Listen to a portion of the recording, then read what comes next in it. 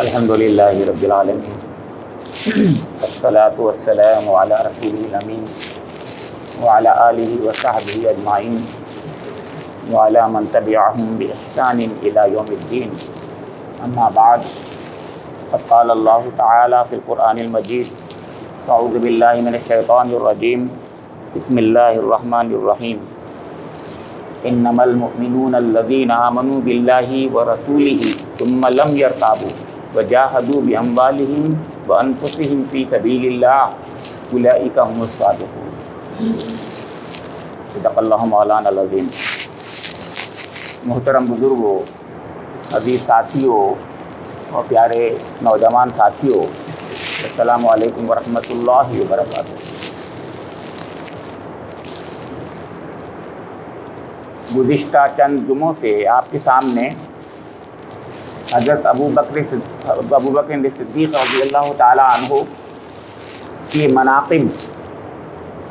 کے تعلق سے چند باتیں عرض کی گئی ہیں۔ ایسا وہ بحر ذخار ہے کہ اس پر اگر مہینے گزارے جائیں تب بھی وہ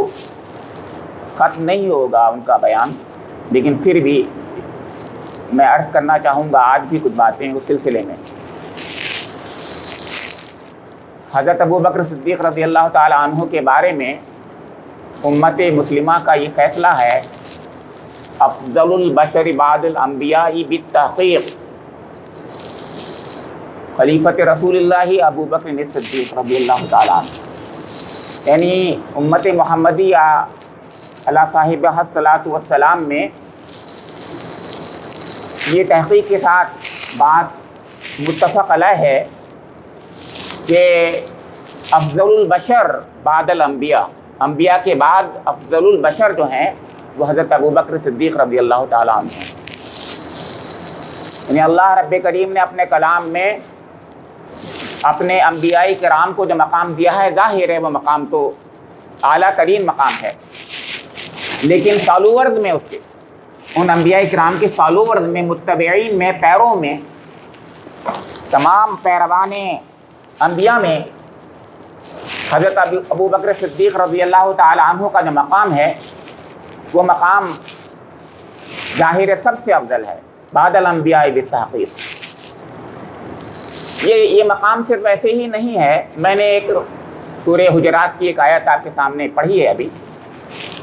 میں بھی بار بار اس آیت کو پڑھتا رہا ہوں، تو یہ کہتا بھی رہا ہوں، اور میں نے اس ممبر سے بھی کبھی کہا ہے، مجھے یاد ہوتا ہے کہ ایمان تو یہ ہے انما المؤمنون باللہ ورسولہ، کہ مومن تو اصل میں وہ ہیں انما المؤمنون، کہ جو لوگ انما المؤمنون باللہ ورسولہ، جو اللہ پر، اس کے رسول پر ایمان لائے، ثم لم یرتابوا، تو پھر انہوں نے شک نہیں کیا۔ یہ میں نے اس ممبر سے کئی بار کہا ہے کہ کہنا تو بہت آسان ہے، یہ بات کہنا تو بہت آسان ہے کہ وہ زبان سے نکال دینا ہے اس سے کچھ، لیکن حقیقت میں کون اس کا مصداق ہے، یہ بات میرے ذہن میں بھی ظاہر نہیں آئی تھی، لیکن اب کیونکہ جب میں یہ بات آپ کے سامنے رکھ رہا ہوں حضرت ابو بکر صدیق رضی اللہ تعالیٰ عنہ کا واقعہ، تو میں نے اس آیت پر جس شخص کو اس کا اصلی اور حقیقی مصداق پایا وہ صرف حضرت ابو بکر صدیق ہیں، کہ انما المؤمنون الذین آمنوا باللہ ورسولہ ثم لم یرتابوا، پھر نہیں ذرہ برابر شک نہیں کیا، وجاہدوا باموالہم وانفسہم فی سبیل اللہ، اور اللہ کی راہ میں اپنے جان و مال سے جہاد کیا، اولئک ھم الصادقون، کہ یہی لوگ سچے ہیں، قرآن نے یہ کہا۔ تو میں نے گزشتہ جمعے میں ایک واقعہ رکھا تھا آپ کے سامنے، اور یہ بتایا تھا آپ کے سامنے کہ جب ہم موازنہ کرتے ہیں امت مسلمہ کے ان کبار صحابہ کرام رضوان اللہ تعالی علیہم اجمعین سے حضرت ابو بکر صدیق رضی اللہ تعالیٰ عنہ کا کبار، کہ جن کے بارے میں یہ کہا جاتا ہے، اور غیر بھی جن کے بارے میں کہا کرتے ہیں کہ ان کی حکومت، ان کا معاملہ، ان کی زندگی کسی یعنی بہت آگے تھی۔ حضرت عمر کے بارے میں کہا جاتا ہے، ہمارے غیر کہتے ہیں، ایسی بات صحیح ہے، لیکن میں اسی لیے اس کا موازنہ کر رہا تھا۔ اور ایسے ہی حضرت علی رضی اللہ تعالیٰ عنہ کے بارے میں امت میں جو بات کہی جاتی ہے، ہمارے اہل تشیع خاص طور سے کہتے ہیں، وہ بھی ان کا مقام بہت زیادہ ہے، بڑا ہے، لیکن ان سے بھی میں نے موازنہ کیا تھا گزشتہ جمعے کو کچھ۔ اس میں صرف اشارہ کرتے ہوئے میں بتانا چاہ رہا ہوں کہ شک نہیں کیا ذرہ برابر، کبھی بھی شک نہیں کیا ہو، یعنی شک کبھی تو ہو ہی جاتا ہے، خیال آ ہی جاتا ہے، کوئی بھی ہے، ایسا کوئی شخص ہو ہی نہیں سکتا، ہم کہتے ہیں حقیقت یہی ہے کہ کوئی نہیں ہو سکتا، کبھی بھی خیال نہ آیا ہو۔ اور مگر صرف ایک شخص ایسا شخص ہے جو حضرت ابو بکر صدیق رضی اللہ تعالیٰ عنہ، کبھی شک ہی نہیں آیا۔ اور اس کا واقعہ میں نے آپ کو حضرت ابو بکر کے واقعے سے بتایا تھا، آپ کو صلح حدیبیہ والا واقعہ یاد ہوگا آپ کو، کہ صلح حدیبیہ میں حضرت ابو بکر صدیق رضی اللہ تعالیٰ عنہ کا جو ویو تھا وہ حضور کا ویو تھا، اور حضرت عمر رضی اللہ تعالیٰ عنہ کو شک ہو گیا کہ کیا آپ اللہ کے سچے رسول ہیں؟ باقاعدہ حضور سے کیا کہہ دیا تھا انہوں نے، کیا آپ اللہ کے رسول ہیں؟ کہ ہاں بے شک میں اللہ کا رسول ہوں۔ تو پھر آپ نے تو یہ کہا تھا کہ ہم عمرہ کریں گے، تو کہا ہاں بے شک میں نے کہا تھا عمرہ کریں گے، لیکن یہ تو نہیں کہا تھا ایسی سال کریں گے، کہ حضور فرما رہے ہیں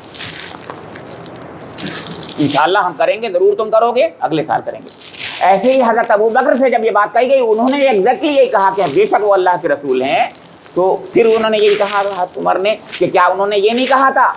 کہ ہم عمرہ کریں گے؟ تو حضرت ابو بکر بولے ہاں بے شک کہا تھا، مگر انہوں نے یہ کب کہا تھا اسی سال کریں گے؟ کون؟ یہ حضرت ابو بکر بول رہے ہیں۔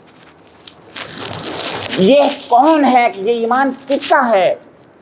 ایک طرف حضرت عمر رضی اللہ تعالیٰ عنہ کا ایمان ہے جو ظاہر بہت بڑا ایمان ہے، نمبر 2 پر ایمان ہے، ہمارا ویو تو یہی ہے کہ نمبر 2 پر ایمان انہی کا ہے، لیکن نمبر 2 میں اور نمبر 1 میں کتنا فرق ہے، تفاوت ہے، یہ غور کیجیے،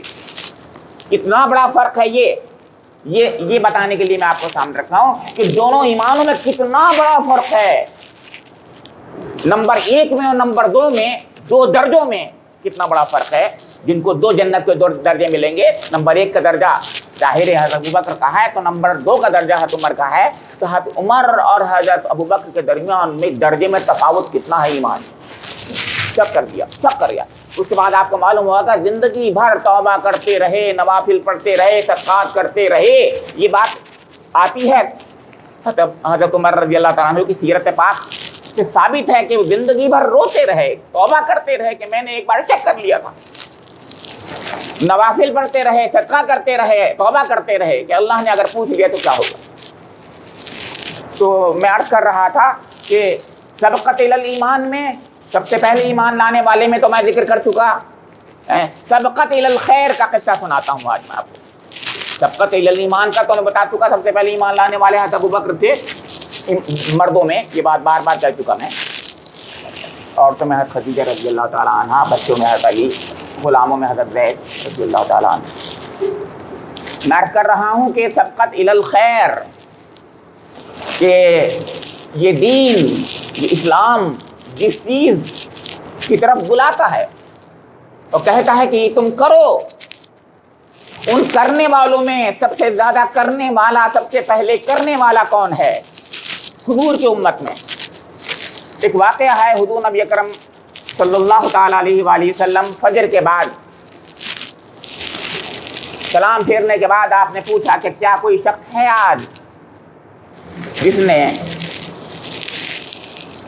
روزہ رکھا؟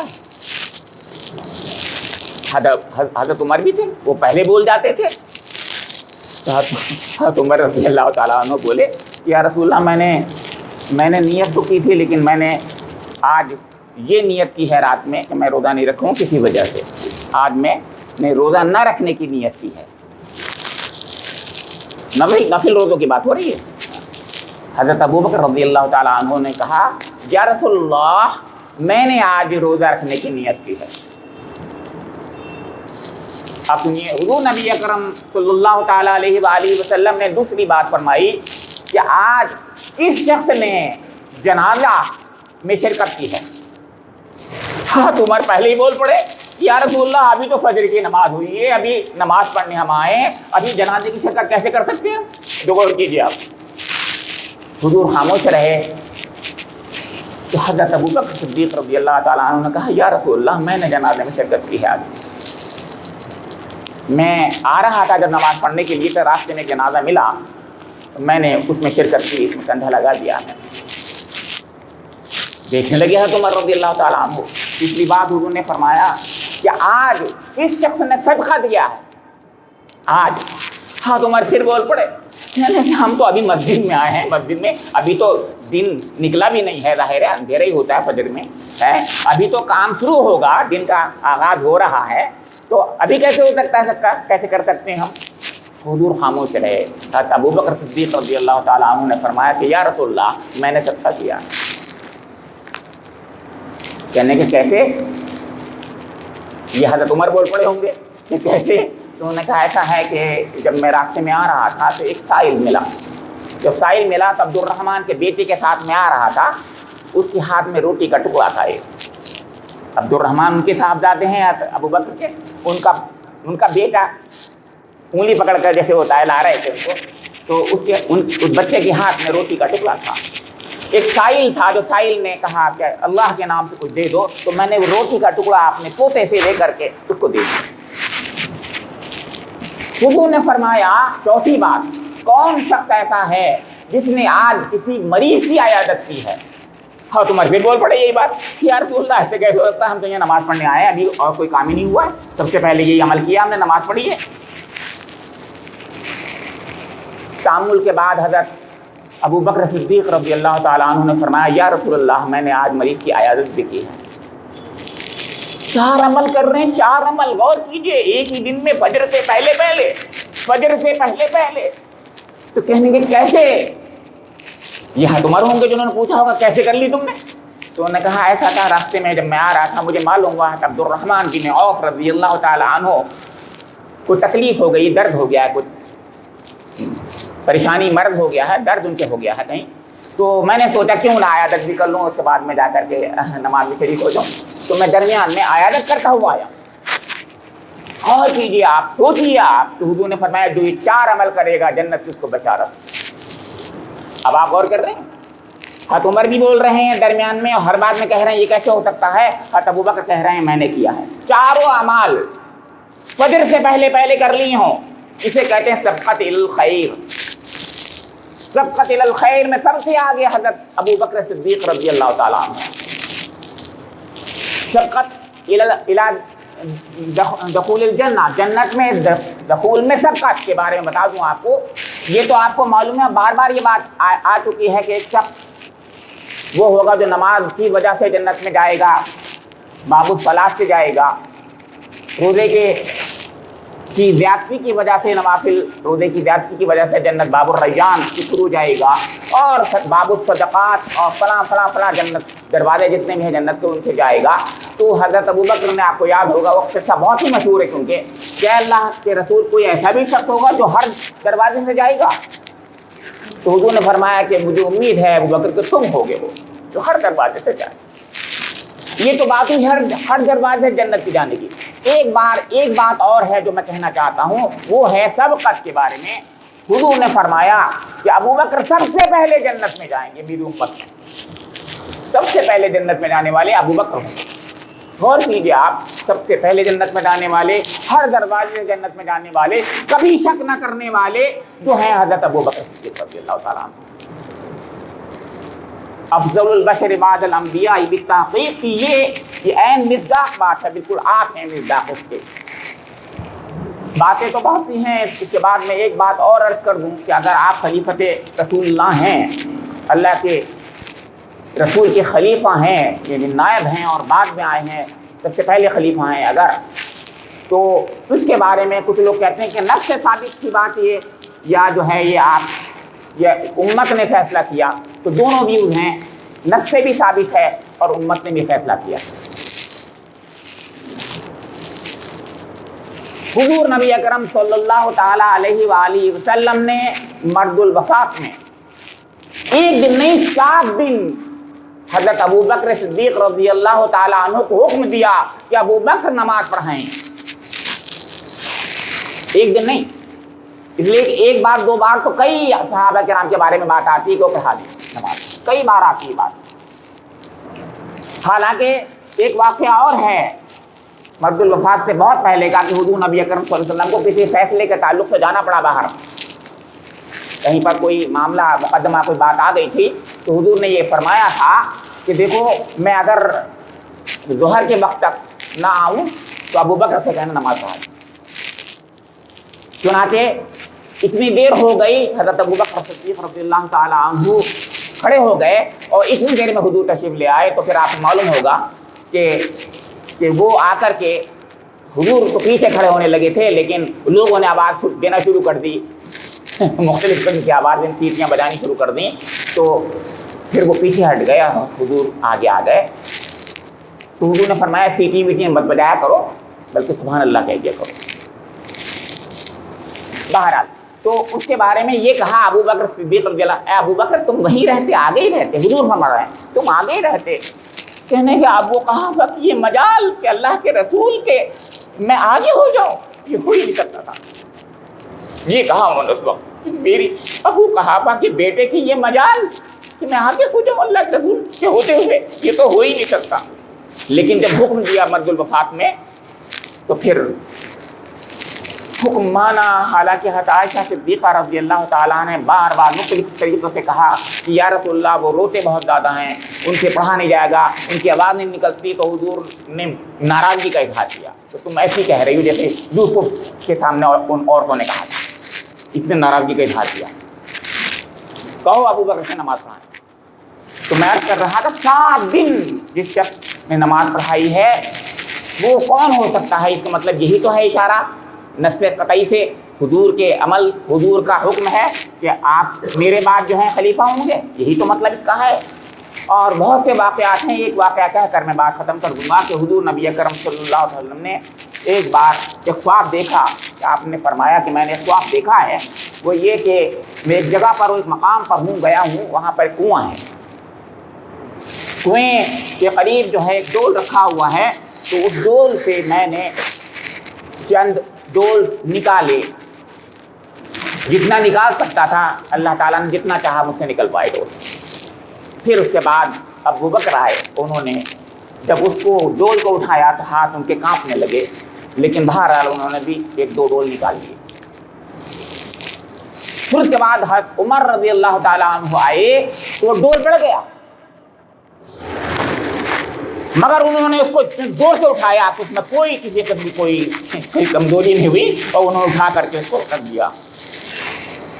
آگے بھی بات ہے، میں یہاں پر بات کرنے سے یہ بتانا چاہتا ہوں کہ تمام باتیں یہ نص ہیں جو حضور نبی اکرم صلی اللہ علیہ وسلم فرماتے ہیں، جبکہ میں نے خواب دیکھا، اللہ کے نبی کا خواب جو ہوتا ہے وہ حقیقتیں ہوتی ہیں، بشارتیں ہوتی ہیں، وہ نص ہوتی ہیں، کیونکہ حضرت ابراہیم کا خواب وہ ہے جو حکم تھا، آپ کو پتہ ہے۔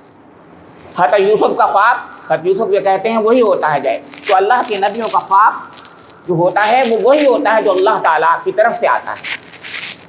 باتیں بہت زیادہ ہیں، لیکن میں صرف یہ عرض کرنا چاہ رہا ہوں کہ حضرت ابوبکر صدیق رضی اللہ تعالیٰ عنہ کا جو مقام ہے اس مقام کو ہم سمجھیں، اور یہاں پر اس جگہ پر میں یہ عرض کرنا چاہوں گا کہ یہ اسوہ ہے، انبیاء کرام کو اسوہ تو بہت اونچا ہے، اس میں دو رائے نہیں، بہت اونچا مقام، ان کے نقش قدم کی پیروی کرنا چاہیے، لیکن ہم یہ کہہ سکتے ہیں کہ کہاں نبی اللہ کے، کہاں انبیاء کرام اللہ کے، کہاں ہم، لیکن انبیاء کرام کے پیرووں کے بارے میں تو ہم نہیں کہیں گے نا کہ کہاں وہ کہاں ہم۔ ہمیں ان کے کم سے کم نقش قدم کی پیروی کرنی چاہیے کہ اگر صدقہ دیا تھا سب سے پہلے تو ہمیں بھی سب سے پہلے آگے بڑھ کر صدقہ دینے کی کوشش کرنا چاہیے، اگر انہوں نے نماز جنازہ پڑھی تھی تو ہمیں بھی پڑھنا چاہیے، اگر انہوں نے روزے رکھے تھے نوافل تو ہمیں پڑھنے چاہیے، اگر انہوں نے غریبوں کو دیا تھا، سائلوں کو دیا تھا ہمیں دینا چاہیے، جو انہوں نے کار خیر کیے تھے وہ کار خیر ہمیں کرنا چاہیے، خدمت خلق کے جو کام انہوں نے کیے تھے وہ ہمیں کرنے چاہیے، جو اللہ کے ساتھ تعلق انہوں نے قائم کیا تھا ہمیں قائم کرنا چاہیے۔ رب کریم مجھے اللہ تعالیٰ، مجھے بھی اور آپ لوگوں کو بھی اس کی توفیق عنایت فرما دے۔ ربنا تقبل منا انک انت السمیع العلیم وتب علینا انک انت التواب الرحیم۔